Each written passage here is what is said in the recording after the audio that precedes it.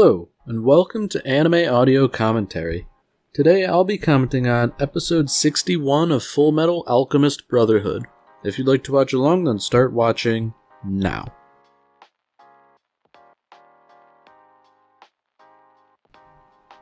So, just to,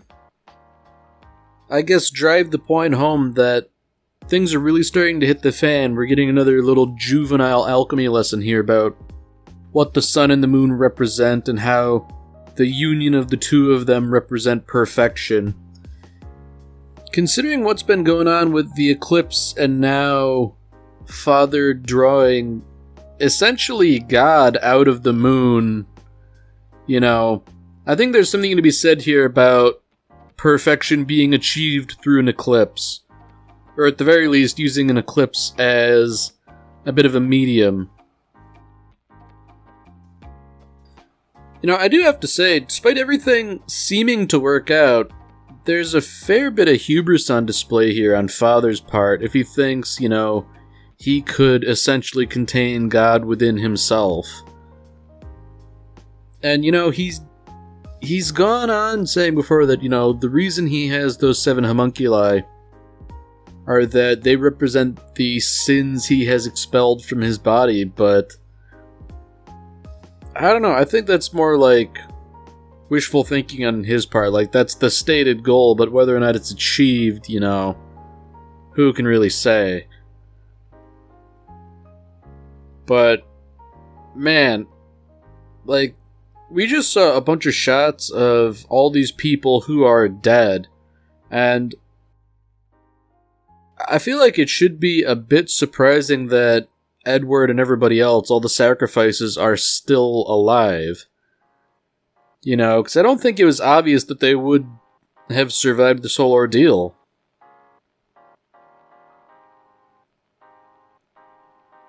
So, it seems as though that Father is ascendant now. He won. He's got a younger body like the prime of his life, at least in appearance. And, this sort of smacks to me of, I don't know what the trope is called, but Akira Toriyama, behind Dragon Ball, he was sort of famous for this, where, the more dangerous a person was, they would look more monstrous until they hit, a certain threshold, and then they'd appear more, normal. So, Father appeared like Hohenheim, and he was a somewhat intimidating figure. Then he appeared more monstrous with all those eyes and everything. And now he just appears like, an adult, but, a rather young one. And of the 3 forms he's taken, this is the least intimidating, but it's also the most powerful.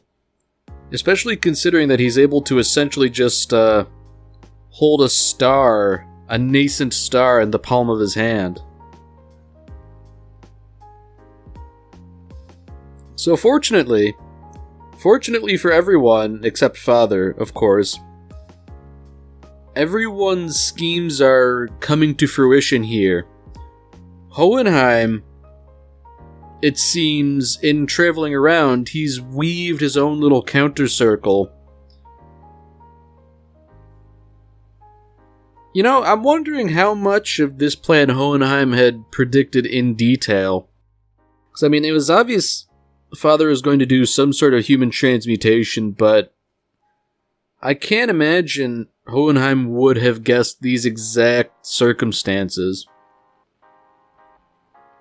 Either way, it's rather insightful of him to have plotted to this degree to prevent things from going really off the rails. So this is bad for Father,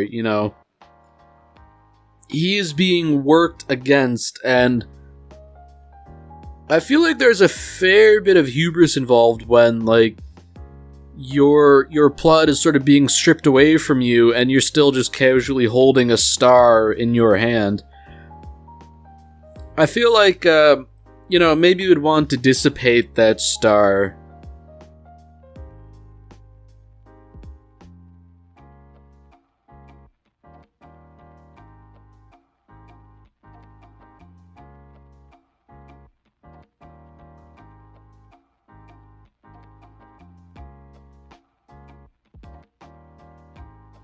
So here we go.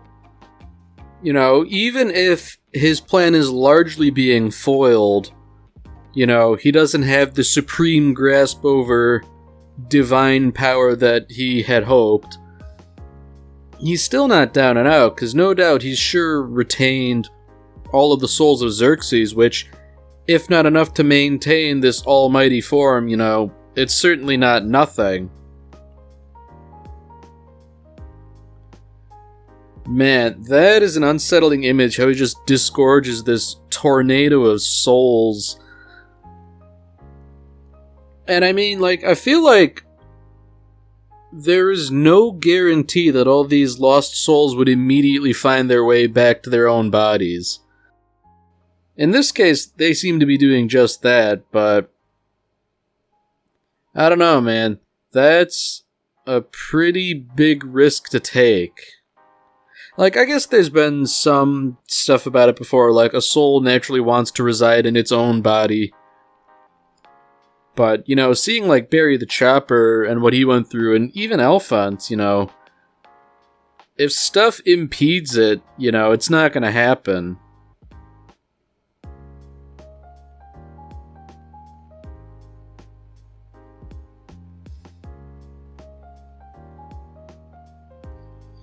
Man, so everybody's just undergone this ordeal, but, you know, I'd imagine that nobody really truly knows the magnitude of what had happened.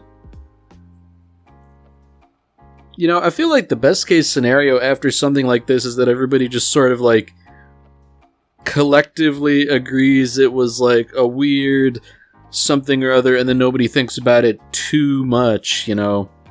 Because the prospect of, well, not nearly having your soul ripped out of your body, actually having it done and then being trapped until the energy that comprises your soul is expended, you know, that is certainly a fate worse than death.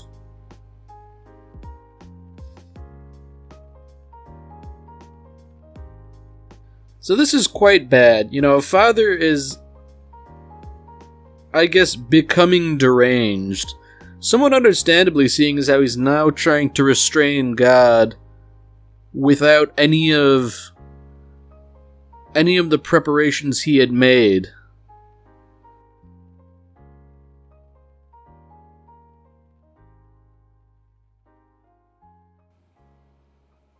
So it's fortunate that alkahestry seems to be like an all-purpose plot insulation device, you know.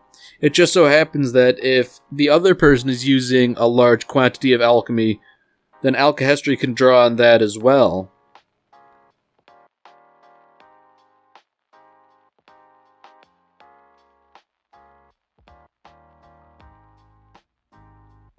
You know, not to keep drawing analogies to Dragon Ball like I had done earlier, but this does remind me in many ways of the end of the Cell arc.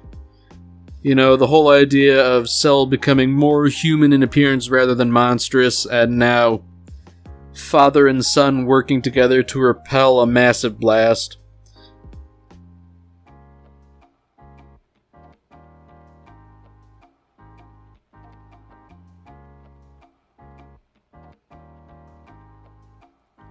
So back with Scar and Wrath, the conversation has taken an interesting turn. You know, Wrath is sort of needling Scar about, like, you know, aren't you being a heretic right now? And that's interesting, because that's something... This line of conversation is something that happens. It's like, I don't believe in your God, but you believe in your God, and I notice you're not living up to the tenets of your religion.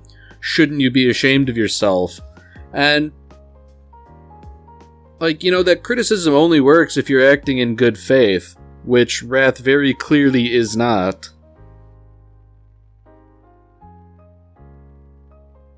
You know, it's interesting that Wrath is basically saying it's like, you don't believe in a god at all, that's why, you know, you've gone down this path of killing, but I don't know, like, that's not quite accurate.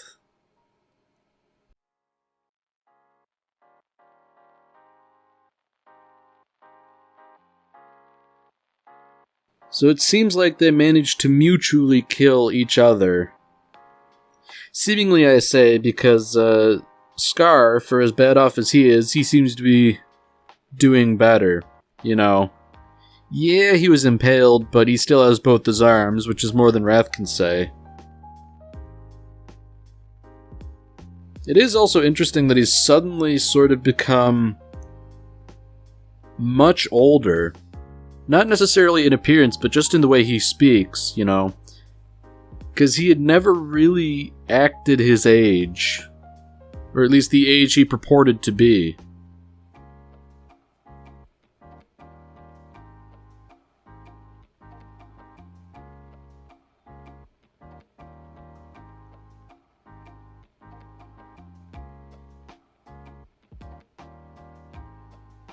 Now, I hate to say it, but I feel like Lan Fan is, she's kind of wasting her time trying to drag any sort of humanity out of Wrath. You know, it's very clear that he's human only in appearance. And I don't know, just interacting with him is futile. You know, you're not going to get any repentance out of him. Any final words are going to be, at best, spiteful. Now this is interesting that he does finally seem to have time catch up with him in the end, as he's dying. And sort of in defiance to how he had been before, he is sort of starting to flake like the other homunculi have been known to do. I do find that a little interesting, seeing as how he never really had any of the regenerative properties the others did.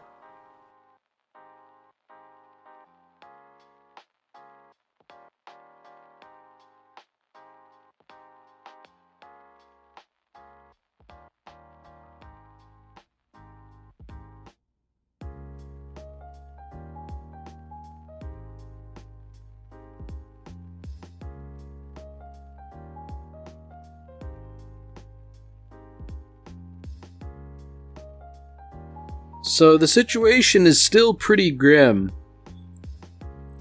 You know, Scar's not in particularly good health. Whether or not he can heal himself is unclear.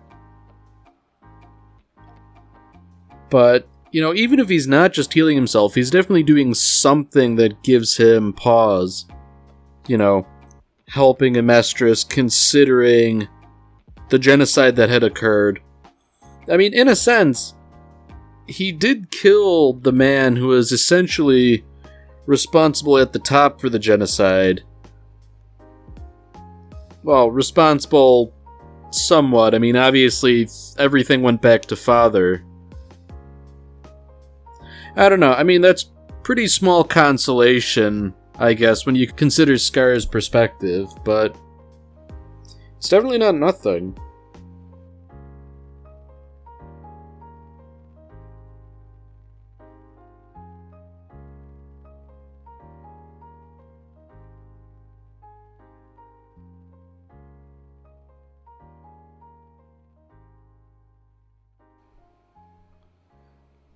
So Ed has decided that perhaps physical combat is the way to go about this. You know, he and Alphonse sort of work together to destroy Father's throne, but I don't know if that's actually going to be, I don't know, something useful for him. I don't think he really needs the throne anymore.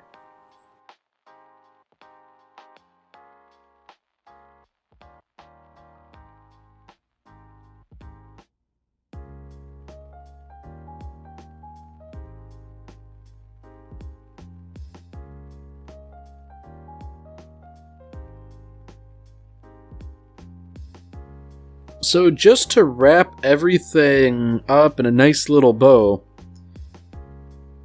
it seems like Scar's brother made a big breakthrough way back in the day. And, you know, it's kind of interesting how, like, a simple Ishvalan monk realized what basically a whole bunch of other people couldn't, you know. Basically, Alcahestra uses chi from the earth, alchemy uses tectonic energy, but yeah, like, it's very interesting because I feel like other people should have realized that at some point. I mean, they definitely couldn't have figured out the exact nature of what was going on, but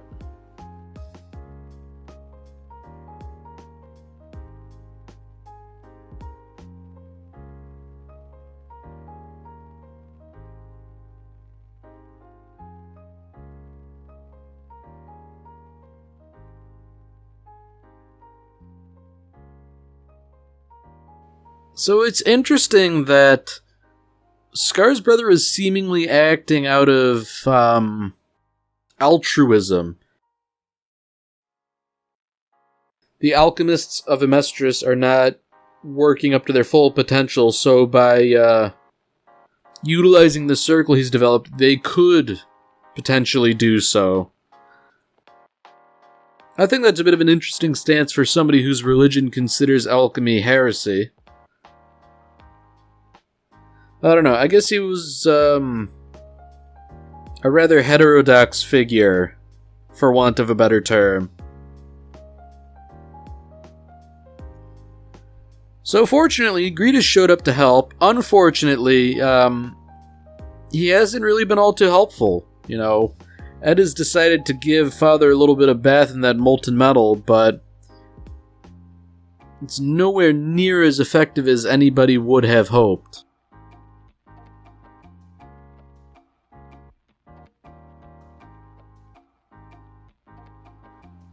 Alright, so things are getting better and worse, you know. On the one hand, some of the various allies are meeting up and joining forces. On the other hand, Father is, I guess just ripping the souls straight out of people. Man. It's rather disheartening that he killed so many people just for that little tiny stone. I mean, maybe it's an instance of that was like the net stone, so to speak, you know. He burnt up a certain amount of energy just to get that little bit, and that was the resulting surplus.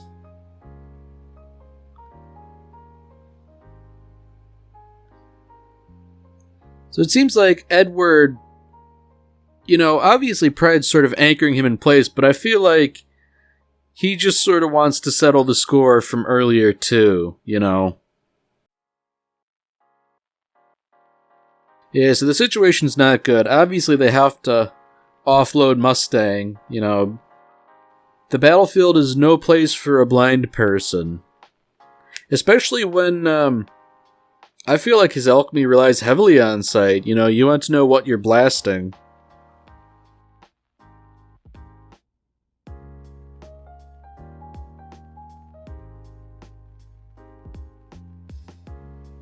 So, you know, what Father said an episode or two ago, he was wrong. You know, he tried to rob Mustang of his vision, but he's still not giving up. You know, if Hawkeye can see for him, then that'll have to do, you know. I mean, he has no lieutenant more trusted than Hawkeye, so if she can see for him, then perhaps he can still be useful after all.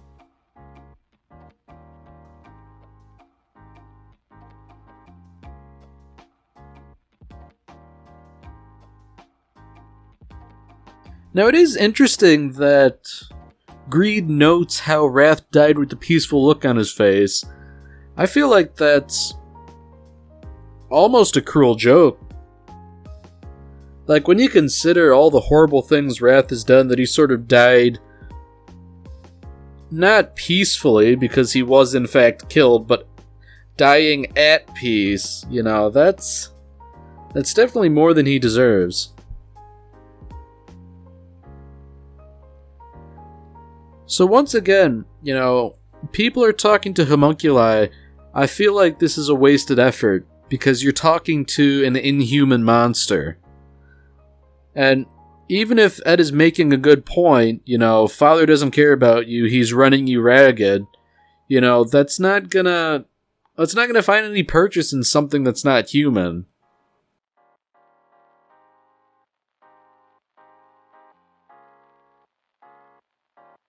So, unfortunately, Edward has sort of, I guess, opened himself up here. You know, by saying that, hey, your body's breaking down, Pride says, well, maybe I'll steal your body. But, what's the saying? Pride cometh before the fall? It seems like Pride, in his pride, had absorbed Kimberly, and you know, it is really incredible that Kimberly managed to maintain his ego here.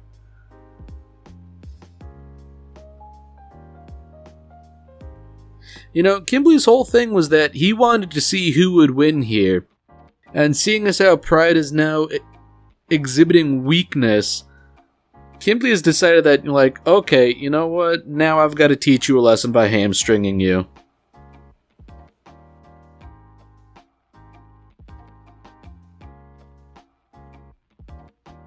I mean, Kimberly says it best, you know, Pride, like, when you sort of deign to take on a human body rather than your own ailing form, you know, that's really embarrassing for somebody called Pride, you know, where is your pride?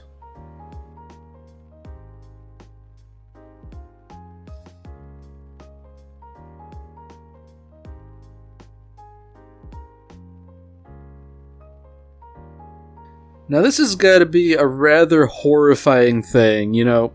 Ed's doing that bit where he transmutes his soul again into pure energy, and he's doing this basically to just absolutely trounce Pride's soul, I guess, face to face, or soul to soul, rather.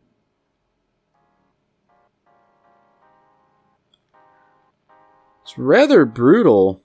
And honestly, a rather brutal thing to do. So like Kimberly was saying, you know, if Pride thought he was going to die, he doesn't really know Edward Elric, but he just reduced Pride to his true form, which is essentially a little tiny infant. And you know, I guess that's somewhat fitting, considering how fragile Pride ultimately ended up being.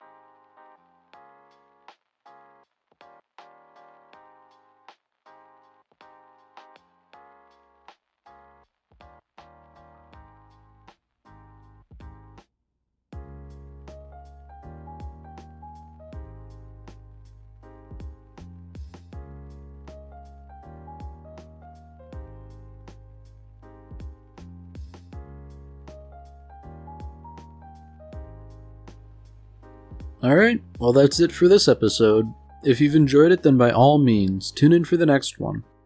See you, Space Cowboy.